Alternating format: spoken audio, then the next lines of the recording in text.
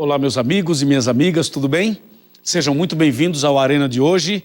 Nós estamos numa série sobre os 10 mandamentos e hoje vamos falar sobre o primeiro mandamento. Os 2 programas anteriores nós tivemos a base para entender a partir de agora cada mandamento. Seja muito bem-vindo e que Deus abençoe a você, a sua casa e a sua família. Antes de começar o tema de hoje, eu queria só lembrar que o Arena do Futuro está nas principais redes sociais. Nós estamos no Twitter, no Instagram, estamos no Facebook. Especialmente o Facebook, nós fazemos transmissões de sermões, fazemos lives e tudo isso a gente faz para que você possa, durante o ano, ter outros momentos de meditações. O Arena não é só programa de TV, é também programa de internet e é também programa de rádio. Por isso eu quero mandar um abraço para todos os amigos da Rádio Novo Tempo. E um abraço para todos os amigos internautas. Bem, além disso, nosso programa também tem um sistema de caravanas. Ou seja, eu trabalho em toda a América do Sul, são 8 países por onde eu trabalho e, claro, o Brasil como um todo. Então, nós estamos durante todo o ano em lugares diferentes levando uma mensagem de paz, de esperança, de salvação, a verdade da palavra de Deus. E você, por onde eu tenho passado, tem nos recebido muito bem. Nosso muito obrigado, um abraço para você do Sul, para você do Rio Grande do Sul, para você de Santa Catarina e também do Paraná. Deus abençoe todo o sul do Brasil, cada família, cada pessoa que nos acompanha. Também um abraço muito especial para você do Centro-Oeste, para você de Tocantins, Mato Grosso do Sul, para você que acompanha a gente em Brasília, em Goiás, para você que nos acompanha em toda essa região central do Brasil. E ainda um abraço para você que mora na região do Rio de Janeiro, para você que mora no Rio, todo o estado do Rio, para você de Minas Gerais e para você do Espírito Santo. Que Deus abençoe grandemente a vida de cada um de vocês. E um abraço especial para todos os meus amigos de São Paulo. São Paulo capital, São Paulo interior, todo o estado de São Paulo, que Deus os abençoe grandemente. E também um abraço especial para você da região noroeste, região da Amazônia, Manaus, toda a região da Amazônia, forte abraço, Roraima, toda essa região Boa Vista, que Deus abençoe vocês. Bom, nosso programa oferece um estudo bíblico especial em DVD. Esse é o DVD chamado A Última Esperança, gravado em Israel, na Terra Santa, gravado em 5 países. Tem sido uma bênção esse DVD para tantas e tantas pessoas. Ele pode ser seu de graça. É só você entrar em contato conosco pelo blog do Arena. Você entra no site da Novo Tempo, novotempo.com/Arena do Futuro, e ali você tem um espaço onde você clica, você entra, faz o seu pedido e nós enviamos o DVD para você, tá bom? Obrigado, Deus abençoe a sua vida. Bem, o tema de hoje é o primeiro mandamento. Prepare o seu coração.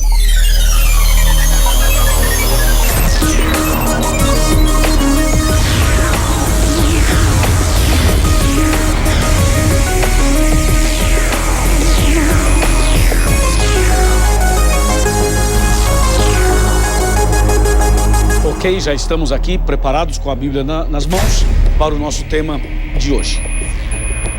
Bem, vamos analisar o primeiro mandamento e queremos analisá-lo de uma maneira calma, tranquila, para que você compreenda definitivamente que mensagem Deus tem para cada um de nós quando Ele nos apresenta o primeiro mandamento. E para isso eu quero convidá-lo a abrir sua Bíblia comigo no livro de Êxodo. Êxodo capítulo 20. Esse capítulo é o capítulo onde estão os 10 mandamentos. Êxodo capítulo 20, nós vamos ler os versos 1, 2 e 3. Diz assim: Então falou Deus todas essas palavras. Eu sou o Senhor teu Deus, que te tirei da terra do Egito, da casa da servidão. Não terás outros deuses diante de mim. Até aqui. O primeiro mandamento é especificamente o verso 3, que diz: não terás outros deuses diante de mim. É importante você entender o que vem antes do primeiro mandamento, que é o que aparece nos versos 1 e 2, especialmente o 2, quando Deus fala assim: eu sou o Senhor teu Deus, que te tirei da terra do Egito, da casa da servidão. Amigo e amiga, você e eu sabemos que o povo de Israel sempre foi considerado o povo de Deus. E esse povo passou por momentos bons e ruins na história. Para você ter uma ideia, o povo de Israel viveu no Egito como escravo por mais de 4 séculos. E nós sabemos que a escravidão traz consequências terríveis para a vida do escravo. Quando uma pessoa está na escravidão, ela tem problemas, ela é atingida fisicamente, a escravidão atinge a pessoa emocionalmente, psicologicamente, espiritualmente e até mesmo na cultura. A escravidão é uma obra do diabo, é uma obra demoníaca, que leva o escravo a uma situação terrível. O escravo traz marcas no corpo e nas emoções e na vida espiritual quase que irreversíveis. Somente Deus pode mudar a história da vida de um escravo. Caso contrário, a pessoa que um dia foi escrava ou escravo, ela nunca mais será a mesma. Somente será transformada pela graça e a misericórdia de Deus. No caso de Israel, a escravidão durou mais de 4 séculos, como eu havia dito. E durante todo esse período, Israel foi sacudido, foi atingido, foi ferido, foi machucado em todas essas áreas que eu acabei de mencionar. E um detalhe importante, Israel tinha no coração uma esperança. O povo de Israel tinha uma esperança. E você sabe que a esperança é que move uma pessoa, a esperança é que move uma sociedade. Israel tinha uma promessa e essa promessa gerou uma esperança. Hoje nós também temos uma promessa. A promessa de Deus para mim e para você é a promessa de vida eterna. É a promessa de que Jesus vai voltar. E essa promessa nos enche de esperança e nos faz estar aqui hoje estudando a Bíblia. Tá certo? Então Israel vivia como escravo, mas tinha uma promessa de que viria o libertador. E essa promessa gerava neles, produzia neles uma esperança. Então Israel aguardava ansiosamente a chegada desse tal libertador. Mas o tempo passava e o libertador não vinha. E finalmente Deus os libertou. O instrumento que Deus usou foi Moisés e também Arão. Mas entenda que o libertador não era Moisés. O verdadeiro libertador é Jesus. E Moisés era somente um instrumento e um tipo do verdadeiro libertador que é Cristo Jesus. Então, nesse caso, nesse contexto todo, Deus envia Moisés ao Egito para que ele pudesse ser o instrumento de Deus para Deus tirar o povo da escravidão. E assim foi. Deus tirou Israel da escravidão. E Moisés e Arão foram líderes usados por Deus para conduzir esse povo na saída do Egito e na caminhada pelo deserto rumo à terra prometida. É isso que diz a Bíblia. Agora, quando Israel sai do Egito, essa multidão, 1,5 milhão aproximadamente de pessoas saem da escravidão egípcia, você pode imaginar a situação deles. Ali tinha homens, tinha mulheres, tinha crianças, tinha idosos, tinha pessoas doentes, tinha pessoas com problemas diversos.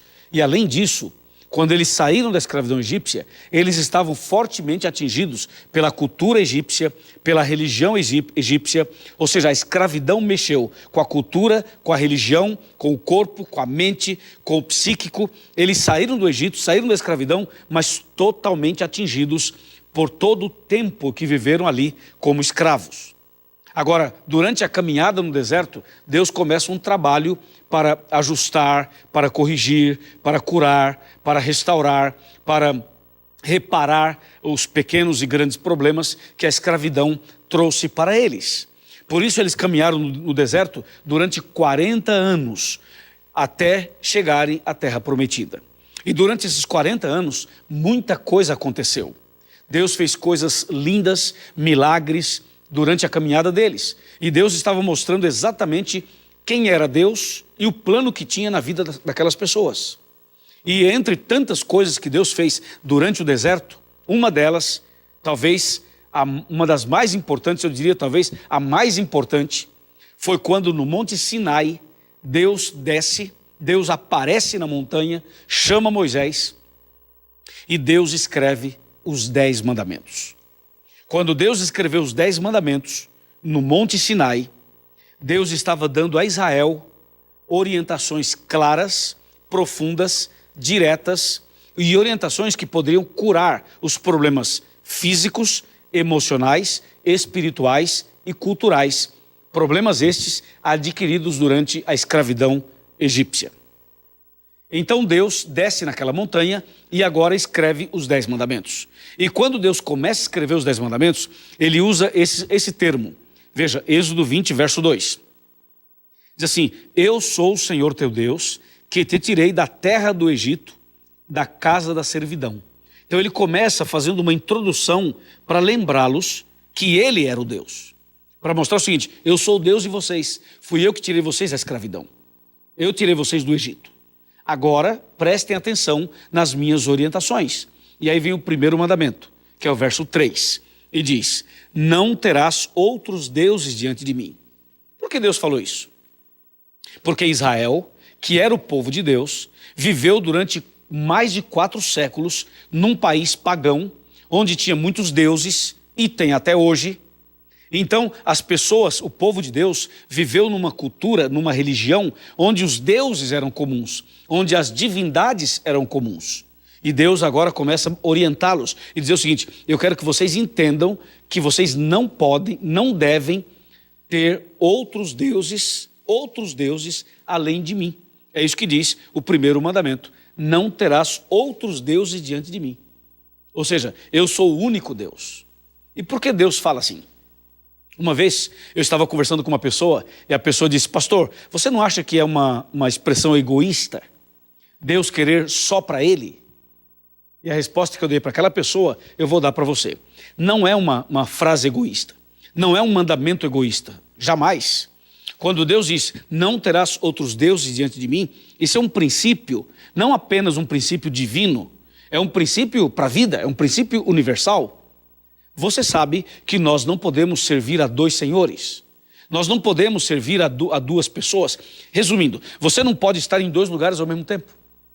Eu não posso estar aqui no estúdio e ao mesmo tempo estar em outro lugar.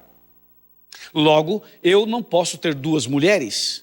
Você não pode ter 2 mulheres ou 2 homens. Bom, se você diz: não, mas eu quero ter. Ok, nesse sentido você é livre para ter. Só que tem um problema.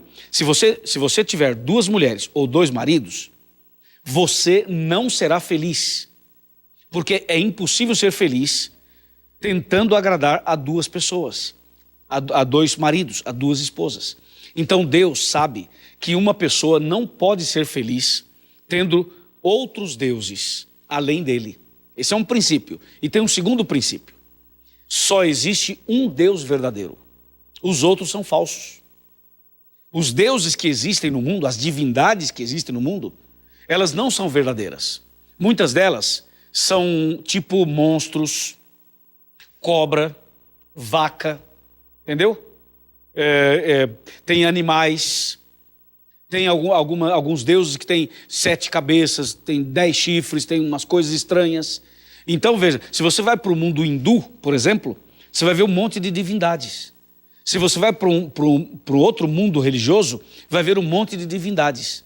A Bíblia é clara, só existe um Deus, só um. E esse Deus é o Criador dos céus e da terra. Todas as vezes que alguém tenta, ou que alguém tentar servir a outro Deus, além do Criador, essa pessoa não será feliz. Ela estará entrando por um caminho estranho, contrário, perigoso, e que vai levar essa pessoa a uma vida infeliz e a uma vida de derrotas. E como Deus, o Todo-Poderoso, é o único Deus, ama você e ama a mim, ele dá o primeiro mandamento. E com esse primeiro mandamento, ele corrige um problema que Israel teve, ou que Israel, de alguma maneira, recebeu influência durante a escravidão.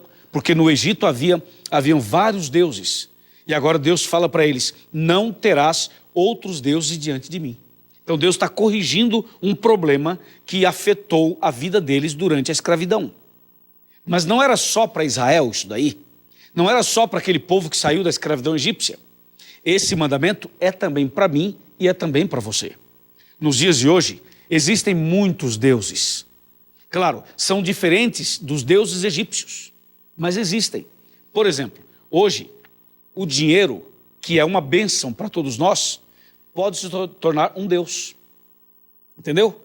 Quando a pessoa está obcecada pelo dinheiro, e tudo que ela faz é pelo dinheiro o tempo todo, essa pessoa provavelmente não terá tempo para ler a Bíblia, para orar, para ir à igreja, para servir ao próximo, para ajudar quem precisa, para apoiar uma pessoa carente. Então, o Deus dela é o dinheiro. Então o primeiro mandamento fala assim: não terás outros deuses diante de mim. Às vezes o Deus da pessoa é o trabalho. Às vezes a pessoa trabalha excessivamente, como um camelo, como um louco, a fim de conquistar coisas, e no final deixa a família, deixa os amigos, deixa a religião, deixa a comunhão com Deus, deixa a igreja, não tem tempo para a Bíblia. Então o trabalho tornou-se um Deus para ela. Às vezes o Deus da pessoa é o próprio corpo. Nós vivemos numa sociedade onde as pessoas estão obcecadas pelo corpo. É pelo corpo. E às vezes a pessoa exagera, ela vai ao extremo. E isso é muito perigoso.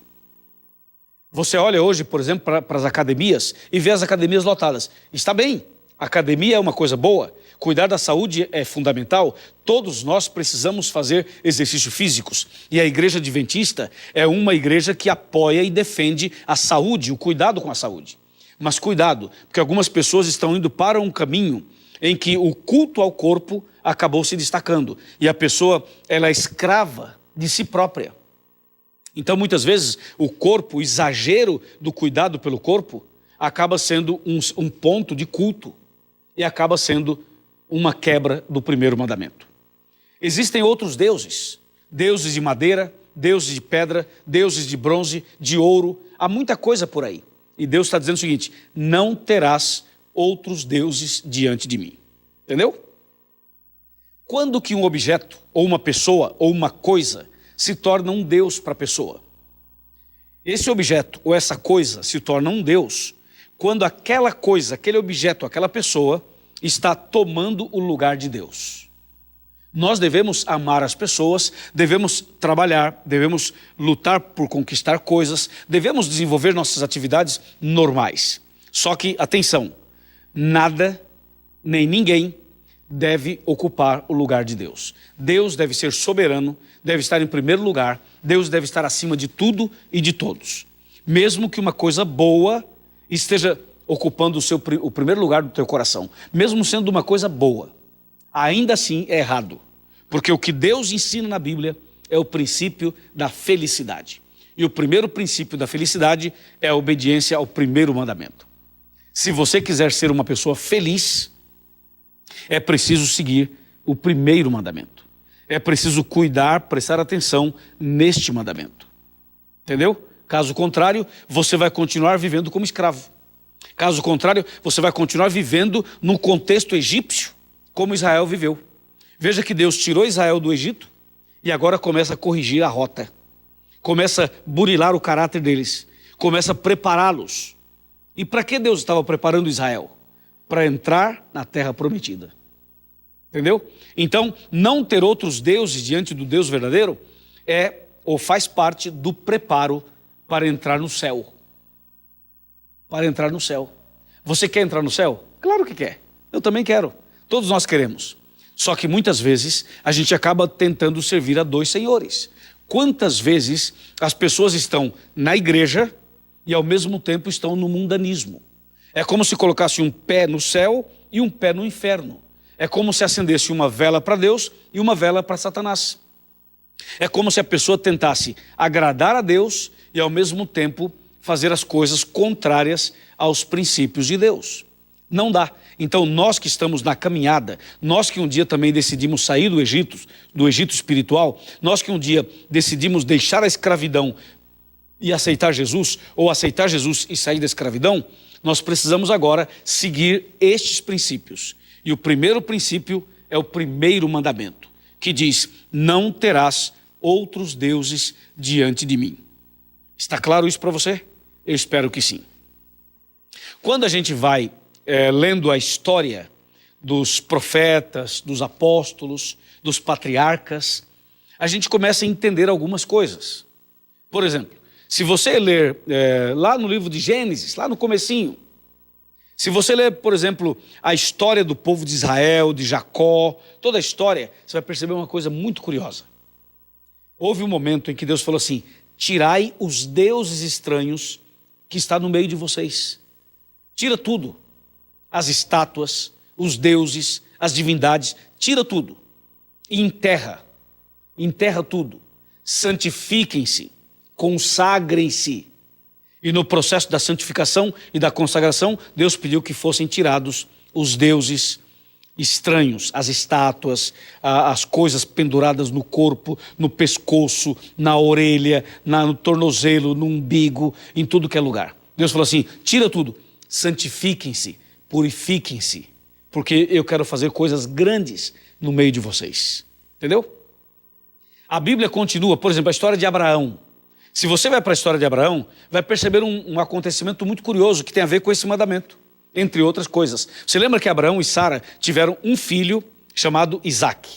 Isaac era o filho da promessa. Então, Abraão e Sara amavam Isaac. Eram apaixonados por Isaac.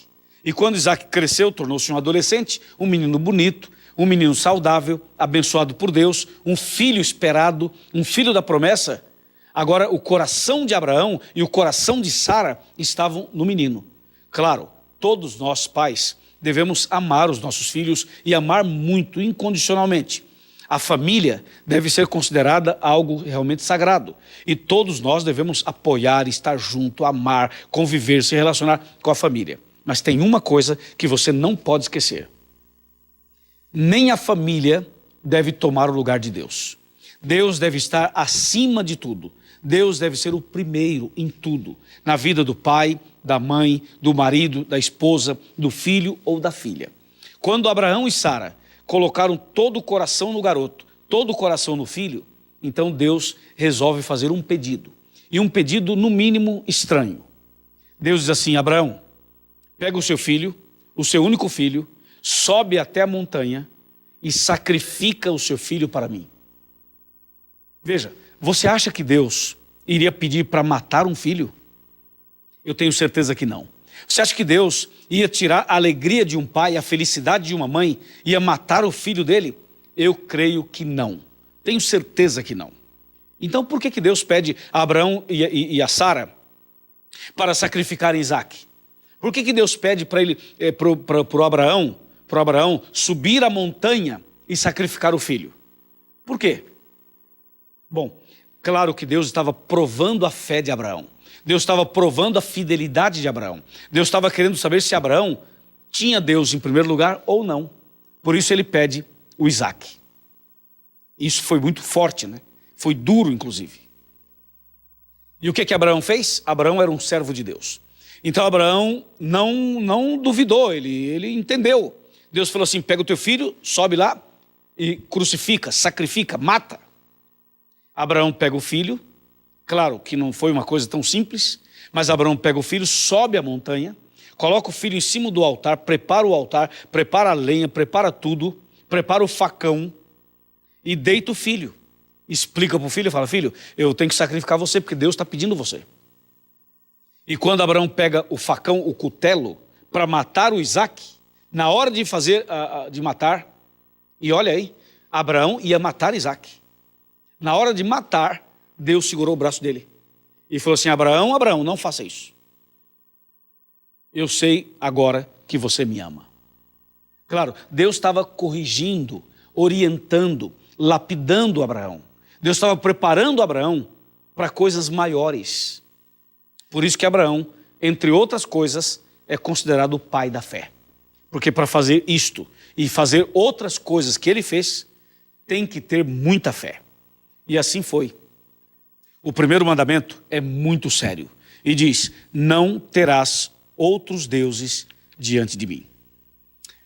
Deixa eu falar mais uma coisinha para você, mas para falar, eu quero convidar você a sentar comigo. Vem, vamos sentar aqui para a gente ter uma palavrinha final sobre este primeiro importantíssimo mandamento, que diz assim, não terás outros deuses diante de mim.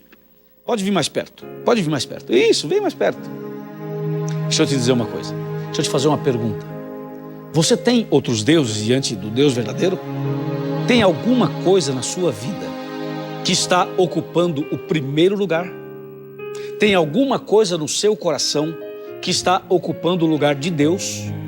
Tem alguma coisa em sua vida que deveria ser para Deus e você está dando para outra coisa, para outra pessoa, para uma outra situação? Tem? Bom, se tiver, vamos corrigir isso? Vamos resolver esse assunto? E se não tiver, tudo bem, toca a sua vida em frente.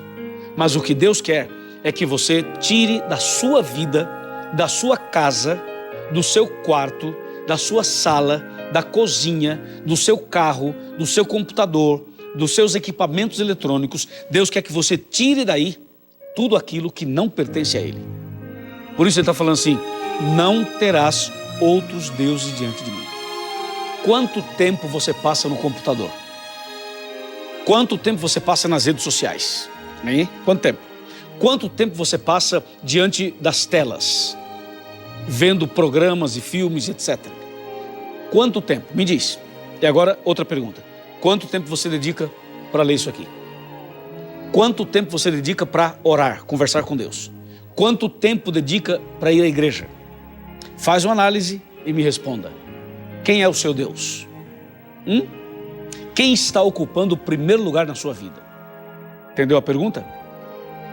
A sua resposta vai dizer a você o que você tem que fazer. Se está certo ou se está errado. Mas a pergunta final é: quer mudar? Quer vencer? Quer crescer? Quer ser diferente? Muito bem, meus parabéns. Então eu vou orar por você e depois da oração você procura a Igreja Adventista. Aqui está, encontreumaigreja.com.br. Vai lá, clica lá, veja a igreja mais próxima, vá até a igreja, diga que você é meu convidado, minha convidada, comece a estudar a Bíblia e se prepare para você nascer de novo e começar uma vida nova. O que você acha? Tá bom ou não tá bom? Claro, está excelente. Então vamos orar agora por você, por sua casa e por sua família. Oremos. Querido Pai Celestial, muito obrigado pelo primeiro mandamento, que nos ensina de maneira clara a importância de ter o Senhor como único Deus e de ser fiel a Ti, para que não haja outros deuses em nossa vida. Perdoa, Senhor, esta pessoa, perdoa cada um de nós. Dá-nos agora sabedoria e forças para sermos fiéis a Ti, fiéis à Tua palavra e obedientes aos Teus mandamentos. Nas Tuas mãos eu entrego esta família, este casal, este jovem, esta mulher, este homem, em nome de Cristo Jesus. Amém.